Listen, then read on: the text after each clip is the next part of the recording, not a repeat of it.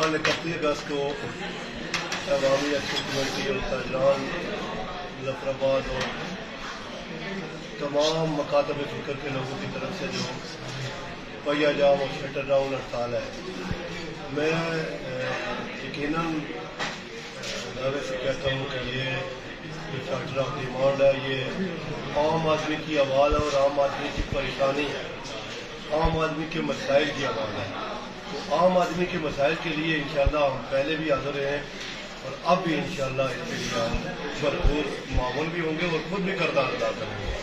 باقی میں اس موقع پہ اپنی ضلعی انتظامیہ ظفر آباد ڈویژن کی ساری انتظامیہ کو یہ کہوں گا کہ انتظامیہ امن عامہ کو خود بھی قائم رکھے اور اس پہ توجہ بھی دے، اور کسی قسم کی بدنظمی انتظامیہ کی طرف سے نہیں ہونی چاہیے۔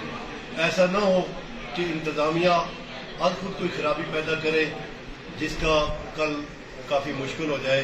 اگر کسی قسم کی کوئی بات ہوئی تو پھر ہم احتجاجی مظاہرین کے ساتھ ہوں گے، کیونکہ یہ پرامن احتجاج ہے۔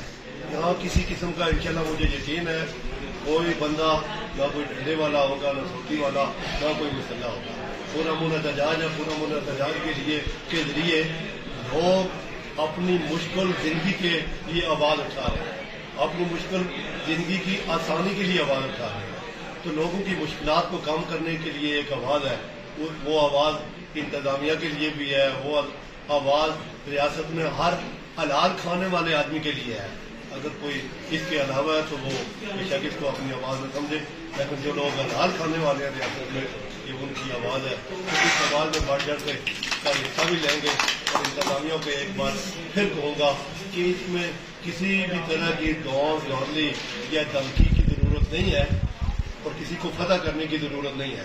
اگر فتح کرنے کی کوشش کی گئی تو شاید پھر آپ ہمیں پیچھے نہیں دیکھیں گے، ہم شاید 4 قدم آگے ہو کے ان لوگوں کے ساتھ کھڑے ہوں گے اگر آپ کسی کے ساتھ زبردستی یا کوئی کسی قسم کے تصادم کرنے کی کوشش کریں گے۔ ایک بار پھر سارے احباب کا دل کے ٹھاکروں کا شکریہ، اور تمام ڈویژن ظفر آباد کی انتظامیہ سے امید رکھتا ہوں کہ آپ اس پرامن احتجاج کو پرامن بنانے میں اپنا رول ادا کریں گے۔